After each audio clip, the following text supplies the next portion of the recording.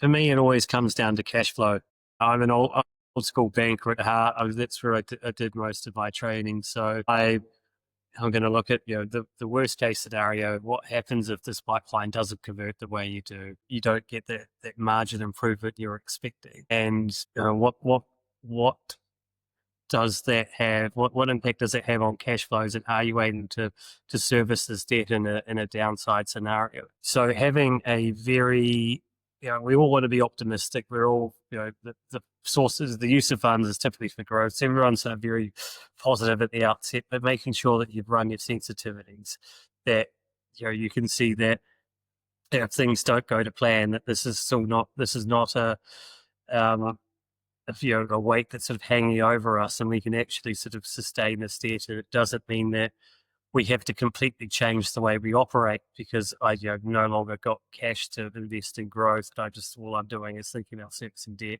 So for me, it's making sure that you've sort of run those sensitivities, that you've got good metrics, that you've got good reporting in place, that that issues are always going to come up. There's always things that aren't going to go to plan, but how quickly can you recognize those and recognize the root issue of those?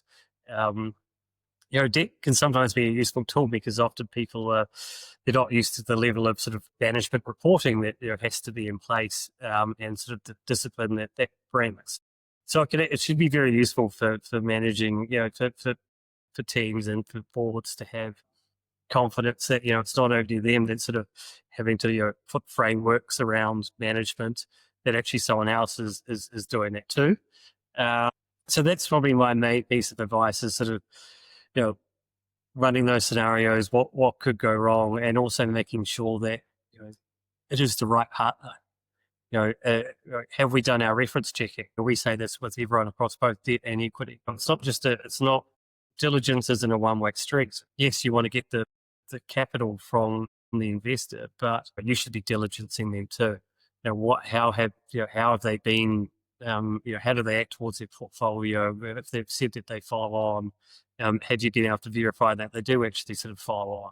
Have you spoken to founders, to CEOs who have worked with them? Do they add the value that they say that they will? So, a lot of times people are sort of so desperate to raise capital that they're just focused on getting that capital. They don't actually diligence the people who are giving it to them. And I think there sort of becomes a point where that flips, and should flip in a deal where actually I've got multiple offers on the table now. That power dynamic changes, and you want to make sure that you're joining a long-term partnership with this fund, with this investor. You want to make sure that you're aligned and that they do what they say they do. Otherwise, it can be painful.